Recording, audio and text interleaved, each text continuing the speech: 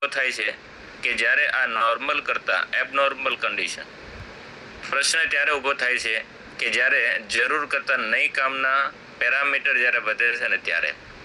તો આજનો જે આપણો સેશન જે છે ને એ કોલેસ્ટ્રોલ અવેરનેસ માટે છે. તો કોલેસ્ટ્રોલ શબ્દ સાંભળીને ડરવાની જરૂર નથી, પણ જોવાનું છે કે કયું કોલેસ્ટ્રોલ વધારે છે, કયું કોલેસ્ટ્રોલને બેલેન્સ કરવાની જરૂરિયાત છે. તો કોલેસ્ટ્રોલ એટલે શું? તો એક્ઝેક્ટલી કોલેસ્ટ્રોલ એટલે એક ચરબી છે. આપણા શરીરની અંદર મેજર પાર્ટ તમે જુઓ તો કેનો છે? એક છે પ્રોટીનનો, એક છે ચરબી અને ત્રીજું છે પાણી. આ ત્રણ વસ્તુનો 99% આપણો હિસ્સો છે. હા, આપણે જે કાર્બોહાઈડ્રેટ ખાઈએ છીએ એ આગળ જઈને ચરબીમાં જ કન્વર્ટ થાય છે. તો કોલેસ્ટ્રોલ એક વન ટાઈપ ઓફ ચરબી, એક એવી ચીકણી છે ચરબી કે જે ગમે તે ઇઝીલી છે ને સ્ટિક થઈ જાય છે. તો આજે આપણા દરેક કોષોના કોલેસ્ટ્રોલ જરૂરી તો છે જ આપણા શરીરમાં, કેમ કે જો કોલેસ્ટ્રોલ ના હોય તો પહેલી વસ્તુ આપણા શરીરમાં જે હોર્મોન્સ જે છે ને, હોર્મોન્સ ખાસ કરીને ટેસ્ટોસ્ટેરોન અને ઇસ્ટ્રોજન નામના હોર્મોન્સ, આ બંને હોર્મોન્સ કોલેસ્ટ્રોલને લીધે જ બને છે. વિચારો, આજે ટેસ્ટોસ્ટેરોન અને ઇસ્ટ્રોજન નામના હોર્મોન્સથી આજે એક ને કે આ આખી દુનિયા ચાલે છે. તો એનો મતલબ જો કોલેસ્ટ્રોલ ન હોય તો ત્યાં જ એનું કામ અટકી જાય. એને લીધે વિટામિન ડી નો પણ બેનિફિટ થાય છે. તો કોલેસ્ટ્રોલ એક કોષના નિર્માણ માટે જરૂરી છે. આજે કોષના બંધારણ માટે પણ એનો કોલેસ્ટ્રોલનો રોલ મોટો છે. પણ એ કોલેસ્ટ્રોલ કયું જે છે ને એ ખૂબ અગત્યનું છે. તો કામનું કોલેસ્ટ્રોલ જે છે આજે આપણે થોડું જે ડિસ્કસ કરશું કે LDL શું છે, HDL શું છે, આ બધા કોલેસ્ટ્રોલ વિશે પણ વાતચીત કરશું. તો ટૂંકમાં કહેવાનો મતલબ કોલેસ્ટ્રોલ જે છે એક ચરબી છે, જે ચરબી નોર્મલ રેન્જમાં આપણા શરીરમાં જરૂરી છે.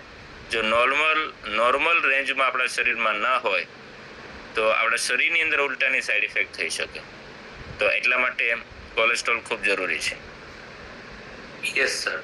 તો ઘણા બધા લોકો જોવાથી ફિટ લાગતા હોય, પતલા લાગતા હોય, પણ એને પણ હાર્ટ એટેકના પ્રોબ્લેમો થાય છે અને એનું પણ કોલેસ્ટ્રોલ વધારે આવે છે. બાકી નકર આપણને મોટાભાગે એવું હોય કે જાડા હોય, ઓવરવેટ હોય એને જ થાય, પણ પતલા લોકોને, ફિટ દેખાતા લોકોને આવું શું કામ થાય? શું કારણ?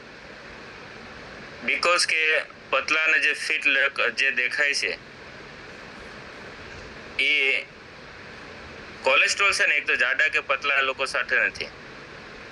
ઘણી બધી વખત જાડા લોકો હોય તો પણ અને પતલા હોય તો કોલેસ્ટ્રોલ છે ને આજે સૌથી પહેલા તો એ જે લોહીની નળીની અંદર જે કોલેસ્ટ્રોલ જમા થતો જાય છે એની પાછળ ઘણા બધા કારણો જવાબદાર છે. હવે બની શકે એ પતલા લોકો જે છે એનામાં એ કંઈક ને કંઈક કારણ જવાબદાર હોય, અને એમાં બહુ મોસ્ટ કોમન કારણ જોવા જઈએ ને તો છે સ્ટ્રેસ. સ્ટ્રેસને લીધે કોલેસ્ટ્રોલ ઉપર ઘણી બધી અસર થતી હોય છે. તો ઘણીવાર હોય સિંગલ બોડી પણ પોતે સતત સ્ટ્રેસફુલ જીવનમાં રહેતા હોય. ઘણીવાર હોય સિંગલ બોડી બટ એનું હાઈ મેટાબોલિઝમને કારણે જે પણ ખાય એ પાચન થઈ જતું હોય. આજે એક આપણી માન્યતા એવી છે કે મારું તો વજન વધતું નથી, હું જેટલું ખાઉં અને મારું વજન વધતું નથી એનો મતલબ ભગવાને મને બધી ખાવાની છૂટ આપી છે. આ એક આપણી ગેરમાન્યતા છે. અને મેં જોયું છે ઘણા બધાનું હાઈ મેટાબોલિઝમના કારણે પોતાનું વેઇટ ના વધતું હોય તો એ લોકો શું કરતા હોય તો કે સિઝનમાં અડદિયાની ધબધબાટી બોલાવતા હોય, ખાવા પીવામાં ડીપ ફ્રાય વાળી વસ્તુ, ભજીયા, આ બધી વસ્તુની ધબધબાટી બોલાવતા હોય છે. એટલું બધું ખાતા હોય છે. એમનું વજન એટલે નથી વધતું કે એમનું મેટાબોલિઝમ હાઈ છે. જે વસ્તુ નાખે છે બધી જ વસ્તુ અંદરથી બળી જાય છે, પરંતુ એમને એ નથી ખબર કે આ જ વસ્તુ તમારી અંદર જઈને લોહીની નળી તો બ્લોક કરશે. તમારું મેટાબોલિઝમ હાઈ છે 100%, તમારું વજન નહીં વધે પણ તમારી લોહીની નળી તો 100% બ્લોક કરશે. અંદરથી અવયવો ઉપર 100% ઇફેક્ટ થશે. તો હંમેશા કદાચ તમારું વજન વધારે છે ઓછું છે ડઝન્ટ મેટર.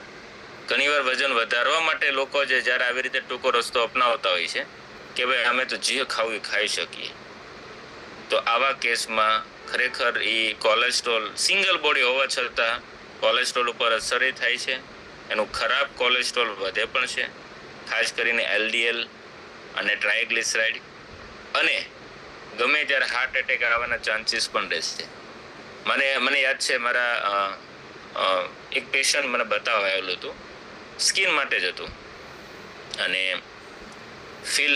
પિમ્પલ્સ માટે હતું. એટલે મેં એમની હિસ્ટ્રી લીધી કે ભાઈ પિમ્પલ્સ તમને કેટલા સમયથી થયા.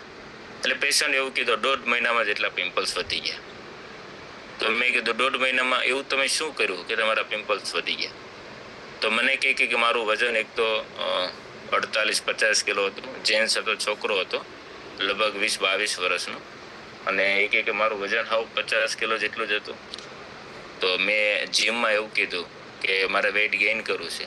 તો મને એક જીમમાંથી ડાયટ પ્લાન આપવામાં આવ્યો, અને એ ડાયટ પ્લાનની અંદર રોજના 8-10 કેળા, ઘી અને અંદર ખાંડ નાખીને ખાવાનું, અને અલગ અલગ એવા આવી જ રીતે બધા હેવી ટ્રાન્સફેટવાળા પ્લાન આપેલા હતા. હવે આનાથી 1.5 થી 2 મહિનામાં એના ફેસ ઉપર પિમ્પલ્સ એટલા ઉભરાઈ ગયા. હવે વિચારો, એ માણસના ફેસ ઉપર જો એટલા પિમ્પલ્સ ઉભરાણા હોય તો એ 20-22 વર્ષના જુવાનિયાને લોહીની નળીઓ કંઈક બ્લોક નહીં કરી હોય. હા, વજન 11 કિલો વધારીને આવ્યો હતો, મારી પાસે આવ્યો ત્યારે 60 કિલો વજન થઈ ગયું હતું. 2 જ મહિનામાં એને આવી રીતે અનહેલ્ધી વેથી એના રસ્તોથી એને વજન વધાર્યું હતું. હવે પ્રશ્ન એ છે કે ખાલી વજન જ નથી વધ્યું, ખીલ તો બહાર જ દેખાતા હતા, અંદર લોહીની નળી ઘણી બધી જગ્યાએ બ્લોક થવા મળી છે. હજી નાની ઉંમર છે, વાંધો ન આવે. કદાચ આના જ પ્રશ્નમાં સોલ્યુશન ન લાવે તો આવનારા 5 વર્ષમાં એટેક આવતા વાર ન લાગે. તો કહેવાનો મતલબ કે કેવી રીતે આપણે કરીએ છીએ ને એ ખૂબ જ અગત્યનું છે. તો આજે સિંગલ બોડી હોવા છતાં પણ લોકોમાં હાર્ટ એટેક આવે છે, બીકોઝ કે એમની ખાવા પીવાની આદત ખરાબ છે. Yes sir. તો લાઈફસ્ટાઈલને મેન્ટેન કરવી, જાડા કે પતલા, બહુ જરૂરી છે. યસ 100%. તો આજકાલ સર જોઈએ છીએ આપણે કે 20-30 વર્ષના વ્યક્તિ, જે યંગ જનરેશન, એની અંદર આજે હાર્ટ એટેકના પ્રોબ્લેમો, એમાં કોલેસ્ટ્રોલ હાઈ આવવાના કારણો એ શું હોઈ શકે? શેના કારણે આ બધી વસ્તુ એ લોકો? અત્યારની યંગ જનરેશનમાં સૌથી મોટો જો પ્રશ્ન હોય તો પહેલી વસ્તુ, એ લોકો સવારમાં નાસ્તો નથી કરતા. અને સવારમાં નાસ્તો નથી કરતા, ઘરે નથી કરતા, પછી બહાર જઈને 100% ફાસ્ટ ફૂડ અને જંક ફૂડ વાળો નાસ્તો થઈ ગયો છે. પ્રોબ્લેમ એ છે કે એ અત્યારની યંગ જનરેશન સિવાયની પેઢી શું કરતી કે ઘરે ચા ભાખરી ખાઈ નીકળતી હતી. જ્યારે યંગ જનરેશન પેઢી છે ને, ચા ભાખરી નથી ખાતી, એને સવારમાં ખમણ ને લોચો જ ભાવે છે, એને સવારમાં વણેલા ગાંઠિયા જ ભાવે છે. સવારમાં તમે કોઈ બી જગ્યાએ તમે જુઓ તો લોકો ખાલી નાસ્તો કરવાનો, મેં તો ઘણીવાર ઓબ્ઝર્વ કરેલું છે. માનો કે સવારમાં ખમણવાળાને ત્યાં તમે ખાલી 8-9 વાગે અને 10 વાગ્યાના સમયમાં ઊભું રહેવાનું. તો આજે એક મીડિયા ઓલું જે કહે ને કે યંગ એડલ્ટ જે છે ને સૌથી વધારે હોય છે. યંગ એડલ્ટ એટલે 20-30 વર્ષના જુવાની, 40-50 વર્ષની કમ્પેર કરતા તમને આ સૌથી વધારે છે. કદાચ 10 લોકો હોય ને, 10 માંથી 7 થી 8 લોકો યંગ એડલ્ટ હોય છે નાસ્તો કરવાના. એ રેશિયો આપણને બતાવે છે, એ રેશિયો કે આજે ખાવા પીવાને, હા ઘરેથી એવું કે મારે સવારમાં ખાવું જ નથી, મારે ખાવાની જરૂરિયાત જ નથી, મને ભૂખ નથી લાગી. પણ એને ભૂખ ભાખરી નથી લાગી, કેમ કે હવે એમને ભાખરી નથી ભાવતી. તો એ લોકો હવે જે આમાં નાસ્તામાં શિફ્ટ થઈ ગયા છે, જંક ફૂડ, ફાસ્ટ ફૂડમાં, તો આજે સૌથી વધારે એ લોકોમાં કોલેસ્ટ્રોલ વધવાનું કારણ છે કે એની પોતાની ખાવા પીવાની આદત એટલી બધી ખરાબ થઈ ગઈ છે, એટલા બહારના નાસ્તાઓ વધી ગયા છે, એટલા બધા જંક ફૂડ. હા, હજી એ લોકોના જીવનમાં એટલું બધું એવું સ્ટ્રેસ છે ને. સ્ટ્રેસ જનરલી જે છે ને, સૌથી હાઈ જે છે ને, એનું લેવલ તમે જોવા જાઓ ને તો આફ્ટર 30-40 પછી આજુબાજુ, કે જ્યાં એ જગ્યાએ સ્ટ્રેસ લેવલ સૌથી જ્યારે આ જનરેશન સિરિયસ મેટરને લેતી જ નથી કોઈ. તો એ લેવલમાં સૌથી વધારે ડિસ્ટર્બ થયેલું છે ખોરાક, અને એ ખોરાકમાં બહારના નાસ્તાઓ અને બેઠાડું જીવન તો છે. હા, બેઠાડું જીવનનો રૂલ્સ તો બધે જ લાગુ છે અત્યારે. યંગ એડલ્ટ હોય, સિનિયર સિટીઝન હોય કે બાળકો હોય, આ દરેક લોકોમાં કે એડલ્ટ હોય, આ દરેક લોકોમાં આજે બેઠાડું જીવન તો છે જ. તો એ બેઠાડું જીવનમાં એની કેલરી વપરાતી નથી અને પુષ્કળ કેલરીઓ નાખી રહ્યા છે. તો આજે 20-30 વર્ષની ઉંમરમાં કોલેસ્ટ્રોલ જે વધી રહ્યા છે એની પાછળ સૌથી વધારે એ જ કારણ છે કે એની પોતાની આદત જે છે એની આદત ખરાબ થઈ ગઈ છે, એટલા માટે. યસ સર, ડેફિનેટલી આપે જે કીધું એ રાઈટ, બરાબર જ છે. હવે ઘણી બધી વખત એવું થતું હોય કે ઘણા લોકો કહેતા હોય કે ભાઈ હું બહારનું એવું કઈ ઓઇલી ફૂડ નથી ખાતી અથવા નથી ખાતો, છતાં પણ એ વ્યક્તિના રિપોર્ટ થાય તો એમાં ખરાબ કોલેસ્ટ્રોલની માત્રા અમુક વાર વધારે જોવા મળે. તો આજના સમયમાં એનું શું કારણ હોઈ શકે? એ જે મેં હમણાં આગળ વાત કરી ને, સ્ટ્રેસ. નોર્મલી સ્ટ્રેસમાં કેવું થાય છે હું સમજાવું કે આપણી વધારાની ચરબી આપણા પેટના ભાગે ડિપોઝિટ થતી હોય. ફોર એક્ઝામ્પલ, મારું અત્યારે 2000 કેલરીની મારી રિક્વાયરમેન્ટ છે અને મેં 3000 કેલરી ખાઉં છું. તો વધારાની 1000 કેલરી છે ને એ મારી ડિપોઝિટ ક્યાં થશે? મારા પેટના ભાગમાં. આ જે ડિપોઝિટ છે ને એ કોમન સાઇટ જે આવે આપણા દરેક લોકો માટે સેમ છે, એટલે તો લોકોના પેટના ભાગ બહાર નીકળે છે. નેક્સ્ટ ડિપોઝિટ ધીરે ધીરે ક્યાં થશે? થાઈના ભાગમાં. ધીરે ધીરે થાઈના ભાગ, ધીરે ધીરે આર્મ્સના ભાગ, આ બધી જગ્યાએ ફેટ ડિપોઝિટ થાય. આ એની સિક્વન્સ હોય. હવે જ્યારે માણસ સ્ટ્રેસમાં હોય ને ત્યારે એ ફેટ ડિપોઝિટ લોહીની નળીમાં થશે. એ રિવર્સ ચાલશે. નકર નોર્મલી કેવું હોય, પહેલા પેટના ભાગે થાય, થાઈના ભાગે થાય, આર્મ્સના ભાગે થાય, ઓલ ઓવર બોડીમાં થાય, ધેન લોહીની નળીમાં થાય. જો કોઈ વ્યક્તિ સ્ટ્રેસમાં હોય ને, સ્ટ્રેસ ડિપ્રેશનમાં, તો પહેલા લોહીની નળીમાં થશે અને ધીરે ધીરે ઊંધી રિવર્સ ઇફેક્ટ થશે. તો આજે જે વસ્તુ માનો કે લોકો ઓઇલી નથી ખાતા પણ બની શકે એનું જીવન સ્ટ્રેસ વાળું છે, તો આ સ્ટ્રેસ વાળું એમનું જીવન ક્યાંક એમને વધારે પડતો આ કોલેસ્ટ્રોલમાં ડિસ્ટર્બ કરે છે. Yes sir. તો આજના સમયની અંદર જાગૃતિ માટે આપણે ખરેખર આપણે જે રિપોર્ટ છે કોલેસ્ટ્રોલના એ કયા કયા કરાવવા જોઈએ, એને શું કહેવાય, એના પેરામીટર કેટલા હોવા જોઈએ, દરેક વ્યક્તિને ખબર પડે. અને ખાસ કરીને વર્ષમાં દરેક વ્યક્તિએ એક વાર કે 2 વાર ખરેખર રિપોર્ટ કરવા જોઈએ કે શું છે એ જણાવો ને. એના રેશિયો શું હોવો જોઈએ, કયો રિપોર્ટ કરાવવો જોઈએ? બેઝિકલી કોલેસ્ટ્રોલનો જે રિપોર્ટ છે એ જનરલી એના ડિસિઝન તો ડૉક્ટર લેતા હોય છે. અને જો કોઈને તકલીફ હોય તો એ લોકોને 6 મહિને થતા હોય, અને તકલીફ ન હોય તો એ લોકો યરલી એકવાર કરાવતા હોય છે, ચેક કરાવતા હોય છે પોતાના પેરામીટર માટે. અને પેરામીટર માટે જ્યારે રિપોર્ટ ચેક કરે કોલેસ્ટ્રોલ માટે, તો કોલેસ્ટ્રોલ માટે જે રિપોર્ટ થાય એમાં એક HDL આવતું હોય છે, LDL આવતું હોય છે અને ટ્રાઇગ્લિસરાઇડ અને VLDL. આ 4 અલગ અલગ રિપોર્ટ થતા હોય છે. અને બીજો HDL LDL નો એનો રેશિયો ને બધી વસ્તુ આવતી હોય, એક આખી પ્રોફાઇલ આવતી હોય છે. અને એ પ્રોફાઇલ પ્રમાણે આખું કોલેસ્ટ્રોલનો રિપોર્ટ થતો હોય છે. એ રિપોર્ટ યુઝ્યુઅલી ભૂખ્યા પેટે થતો હોય છે અને ભૂખ્યા પેટે જ એનો પરફેક્ટ આવતો હોય છે. એટલે જનરલી એમનો બ્લડ કલેક્ટ સવારમાં અર્લી મોર્નિંગમાં કરવામાં આવે ભૂખ્યા પેટે, એટલે જેથી કરીને રિપોર્ટની અંદર પરફેક્શન આવે. હવે રિપોર્ટની અંદર આવે ત્યારે શું શું ડૉક્ટરો ચેક કરતા હોય છે?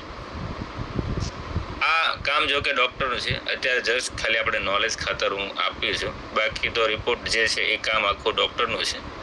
હા, એમને રિગાર્ડિંગ જે ફીલ કરી રહ્યા છે, જે સિમ્ટમ, જે તકલીફ, એ આપણે દરેક લોકો ફીલ કરી રહ્યા છે. તો એમાં પણ શું બદલાવ થઈ શકે? તો પહેલી વસ્તુ LDL, લો ડેન્સિટી લિપોપ્રોટીન. લો ડેન્સિટી લિપોપ્રોટીનનો મતલબ એવો થઈ ગયો કે આ એવી ચરબી છે કે જે લોહીના પ્રવાહમાં ઉપર તરે છે, જે વજનમાં હલકી છે. LDL એટલે કે વજનમાં હલકી છે. વજનમાં હલકી જે છે ને ચરબી, આ ચરબી ખરેખર આપણા શરીર માટે નુકસાનકારક છે. એટલે કે LDL જેટલું વધારે એટલો આપણો રિપોર્ટ સારો ન કહેવાય. તમે જો પાણીનો પ્રવાહ તમે ક્યારેક ને ક્યારેક જોયો હોય તો પાણીના પ્રવાહમાં અમુક વસ્તુ ઉપર તરતી હોય છે. ઉપર ધીરે ધીરે અમુક તરતી હોય, જેમ કે અમુક આપણે ગાડીના ટાયર ને એવું બધું તમે જો તો એ પ્રવાહમાં ઉપર ચાલતું હોય છે, તરતું હોય છે. આમ ડૂબેલું હોય પણ તમે ઉપર દેખાતું હોય ને ચાલ્યું જતું હોય પ્રવાહમાં, જસ્ટ લાઈક LDL. આવી રીતે ચરબીનો પ્રવાહ જતો હોય છે. હવે એ શું નોર્મલી એની રેન્જ તમે જો 200 થી વધારે હોય એટલે તકલીફ થાય. 200 થી વધારે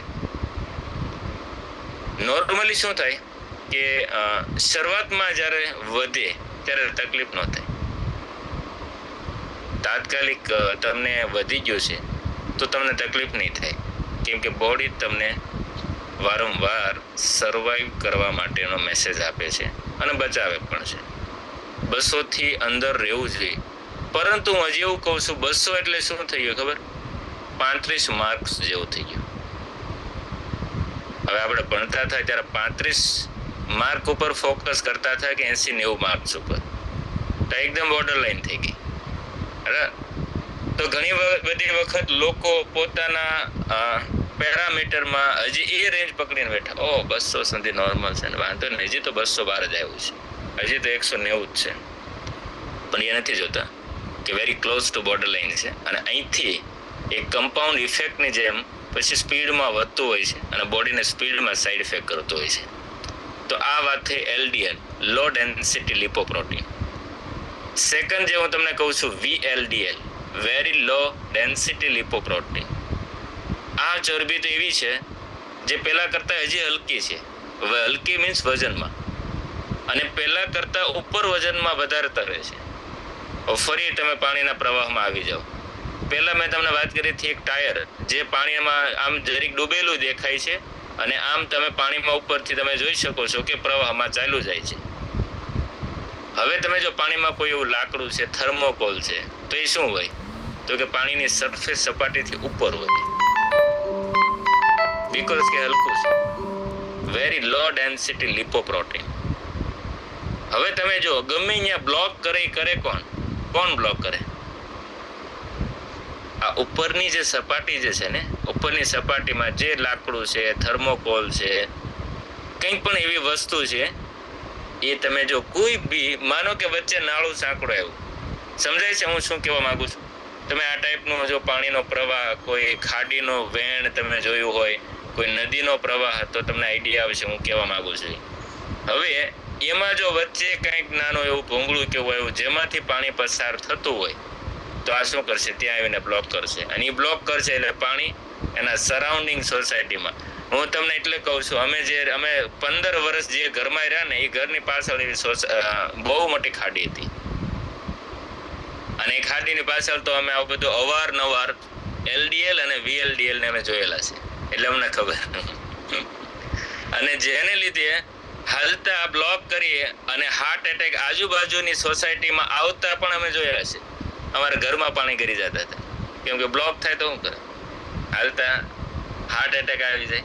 તો આવો હાર્ટ એટેક હાલતા અમને આવી જતો હતો. 15 વર્ષથી હું જે સોસાયટીમાં હું રહેતો હતો અને એ સોસાયટીની હાલત એવી હતી.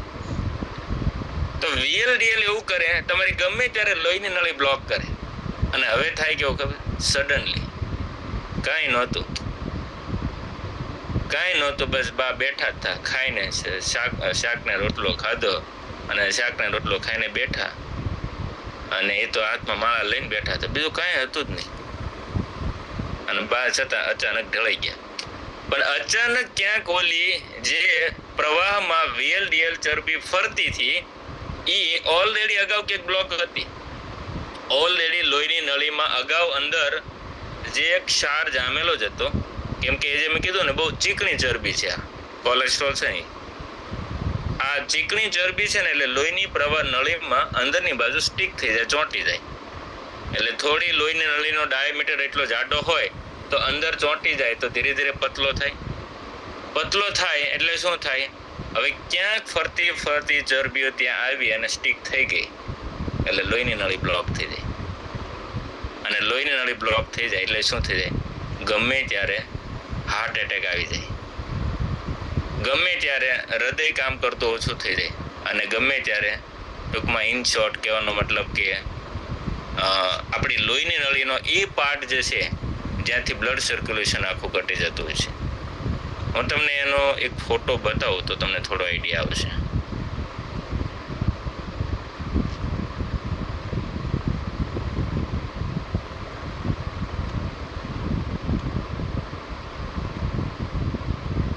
અહીંયા તમે જોઈ શકો છો લોહીની નળી ધીરે ધીરે કેવી રીતે ક્ષાર જામતો જાય છે. આ LDL જે છે ને એ ક્યાં લોહીની નળીની અંદર આવી રીતે બ્લોક કરતો જાય છે, અને અંદરનો ડાયામીટર તમે જોઈ શકો છો આવી રીતે થઈ જાય. હવે આવું પતળું ભૂંગળું થઈ ગયું છે, અને આ ભૂંગળામાં ક્યાંક આવી ગયો ફરતે ફરતે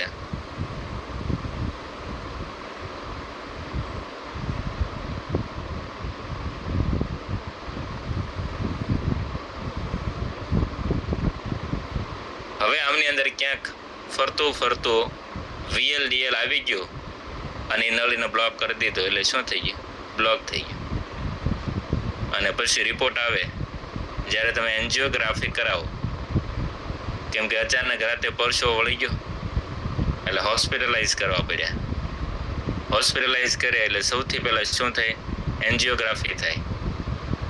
એન્જિયોગ્રાફી થાય ત્યારે ખબર પડી કે ભાઈ 90% બ્લોક છે, 93% બ્લોક છે, 3 નળી બ્લોક છે.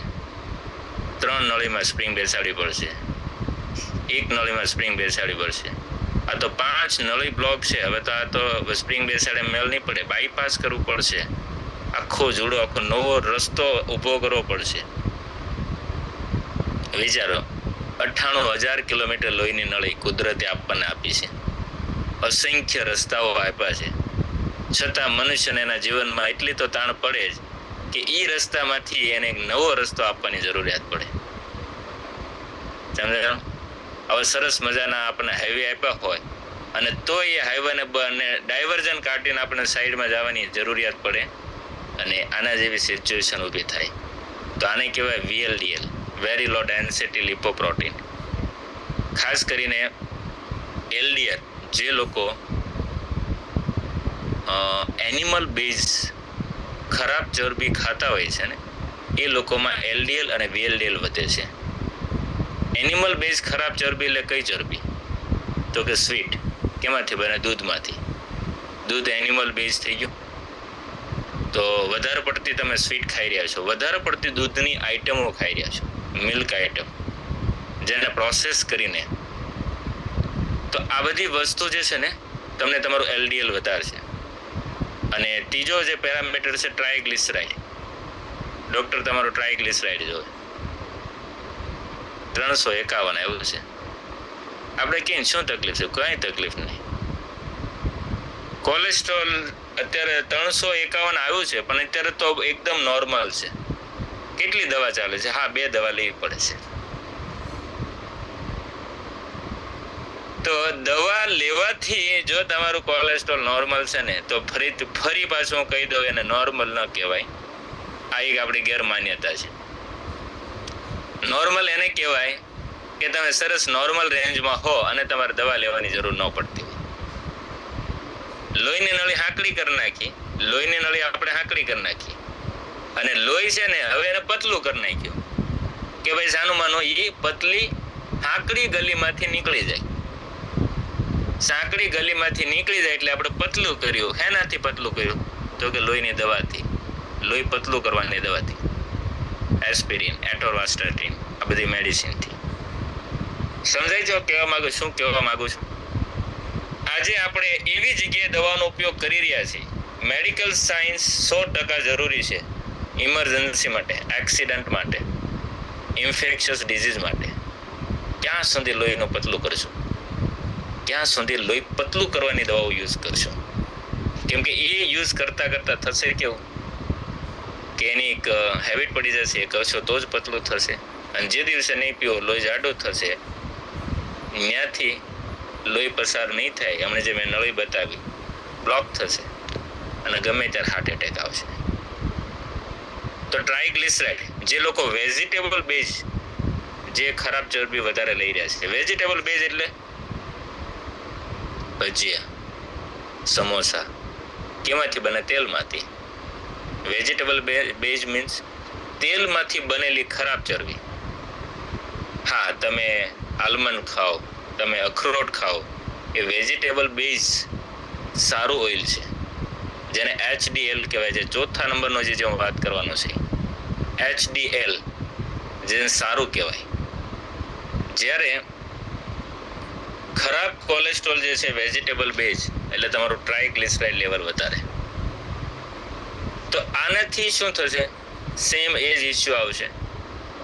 તો વેજીટેબલ અને એનિમલ બેઝ ખરાબ ચરબી, અને મેં તો ઘણા એવા લોકોને જોયા છે, ખાવામાં લગનમાં મજા મોજ પડી ગઈ, ધબધબાટી બોલાવી દીધી, સાહેબ આજે 2 એસ્પિરિનની ગોળી લઈ લીધી, થોડું ખાવાનું જ મન થઈ ગયું હતું, ઊંધું ખોહીને બીજા સામું જોવે કે ન જોવે મોઢામાં બટકું મૂકી દેવાનું. કેમ કે બટકું મૂક્યા પહેલા કોઈને સામું જોઈ તો ભી કરે ને, ઈશારા કરે ને આપણને, તો એ પહેલા જ આમ મોઢું હું પાછળ ઊંધા ફરીને લઈ લઈએ. અને ઘણા લોકો મેં એવા જોયા છે, હજી તો લાઈનમાં ઊભા હોય ને ત્યાં ઓલા 1-2 મૂક્યા હોય ને, 1-2 તો નીંદ ખવાઈ જાય, હજી નાખી દે, આજ 2 ગોળી લઈ લે. ખરેખર આ શરીર ઉપર આપણે બહુ મોટો અત્યાચાર કરી રહ્યા છીએ જો આવી મિસ્ટેક કરીએ છીએ ને તો. અને આ ચીટ કદાચ આપણે બીજાની સાથે નથી કરતા, સૌથી મોટી આપણે આપણી જાત સાથે કરીએ છીએ. કદાચ બીજા તમારા સ્પાઉસ હોય, ફેમિલી મેમ્બર હોય, એને કદાચ તો તમને થોડુંક ઓલું થાય, પણ સૌથી વધારે ચીટ આપણી સાથે થઈ રહી છે. અને આવા મેં ઘણા બધા લોકોને જોયા છે, ઘણા બધા લોકોને. તો આ વસ્તુ કરવાથી એનો રસ્તો નથી. હા, એનો રસ્તો શું છે એ પણ આપણે આપીએ છીએ. તો ઇનશોર્ટ આવી રીતે અલગ અલગ પ્રકારના આ બધા જે છે કોલેસ્ટ્રોલ, અને આવી રીતે બધા દરેક ધીરે ધીરે વધતું હોય છે. યસ સર, ખૂબ સરસ આપે જવાબ દીધા. તો ઘણી વાર આપણને એવું થતું હોય કે ઘી છે, બટર છે, અથવા તો કોકોનટ ઓઇલ, આ બધી વસ્તુ સારી છે, અને કન્ફ્યુઝન એના વિશે હોય કે ખરેખર શું લેવાથી આપણને સારું રહી શકે. તો એનો એક જવાબ આપશો ને? કોલેસ્ટ્રોલ મેં જે કીધું ને કે સારું કોલેસ્ટ્રોલ HDL વધારવા માટે આપણી પાસે ઘણા બધા ઓપ્શન છે જ, બરાબર. એ કોલેસ્ટ્રોલ જ્યારે આપણે સારું કોલેસ્ટ્રોલ એનાથી વધે જ. ચરબી છે ને જેટલી બળે ને એટલી ખરાબ થતી જાય. પહેલી વસ્તુ એ લખી રાખવાની, જેટલી બળે ને એટલી ખરાબ થતી જાય.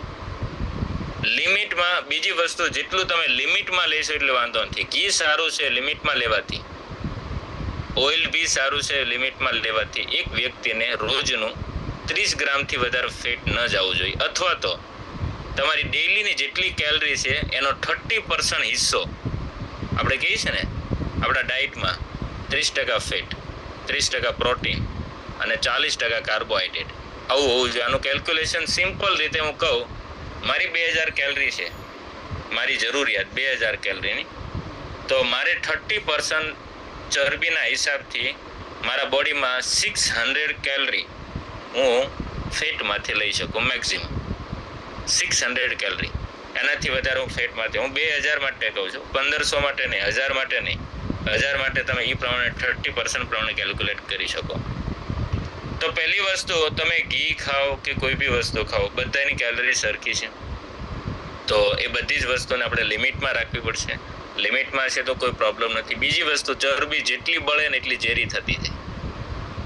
ઘી આમના વાંધો નથી. ઘીને પણ આપણે જ્યારે ગેસ ઉપર ચડાવીએ છીએ અને ગરમ કરીએ છીએ એટલે એની અંદર અમુક જે છે એને એના ફેટી એસિડ જે છે એ બંધ થઈને એવા ઝેરી થતા જાય છે. તેલ તો આપણે 100% ગરમ જ કરેલો વાપરીએ છીએ, કેમ કે એના વગર તો ભજીયા આપણને ટેસ્ટ ન આવે. આમને તેલમાં બોળવાથી તો ભજીયા બનતા નથી, બરાબર.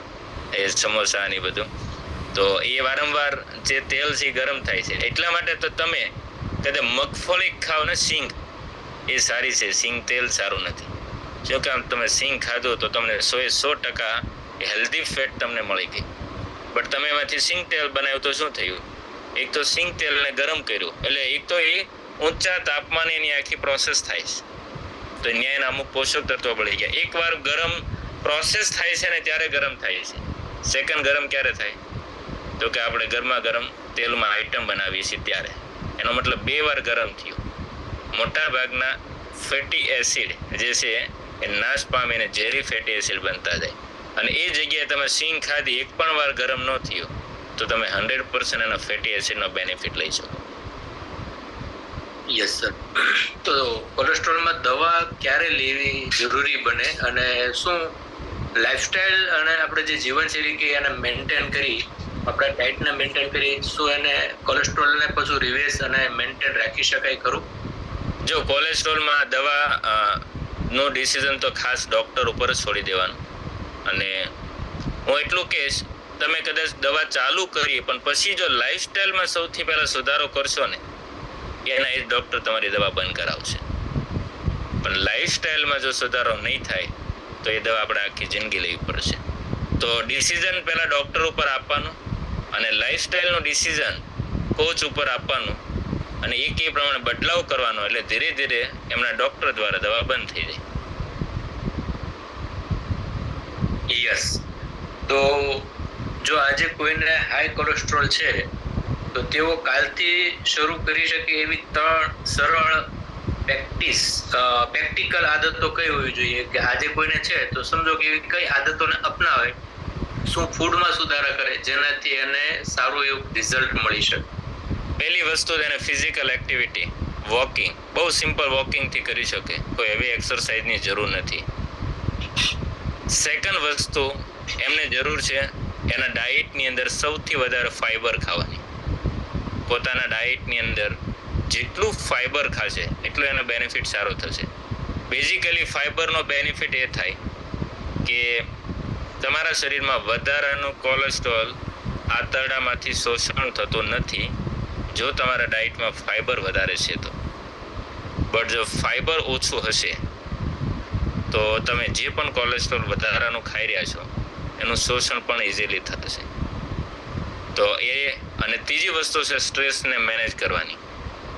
ડાયટમાં ફાઈબર વધારવાનું, ફિઝિકલ એક્ટિવિટી વધારવાની, અને જો સ્ટ્રેસ છે તો સ્ટ્રેસને મેનેજ કરવા માટે યોગા, મેડિટેશન હેલ્પ કરે, અને સારો એક બેલેન્સ ડાયટ, ન્યુટ્રિશન્સ, રાજા જેવો નાસ્તો આપણને હેલ્પ કરે. જો આટલી વસ્તુ રેગ્યુલર સૌથી પહેલાં શરૂઆત કરવાની. Yes sir. તો ડૉક્ટર સર, આપને પ્રશ્ન એ છે કે શું ઓમેગા-3 અને ફાઈબર ખરેખર આપણા કોલેસ્ટ્રોલને મેન્ટેન કરી શકે 100% છે એ વસ્તુ? ઓમેગા-3 જે છે અને ફાઈબરનો કોલેસ્ટ્રોલના મેનેજમેન્ટમાં સૌથી મોટો રોલ છે. ઓમેગા-3ની જે મેં વચ્ચે વાત કરી કે તમારે HDL એટલે કે સારું કોલેસ્ટ્રોલ જે 40 થી 60ની રેન્જ હોય છે, અને તમે ચેક કરો જેનો કોલેસ્ટ્રોલનો રિપોર્ટ તમારી પાસે પડ્યો હોય એમાં જોઈજો HDL બિચારો 20, 22, 29 આવું હશે, જે 40 થી 60 હોવું જોઈએ. અને એમાં પાછા આપણે શું કરીએ ખબર, થોડા ડાયા બનીએ, 40 પહોંચી ગયા, ફરી 35 માર્ક જેવું કરીએ, 35% જેવું. ત્યાં આપણે એવું નથી વિચારતા કેમ 60 કેમ નથી, મારું HDL 60 કેમ નથી. તો આ 60 સુધી લઈ જવા માટે ઓમેગા ફેટી એસિડનો સૌથી મોટો રોલ છે.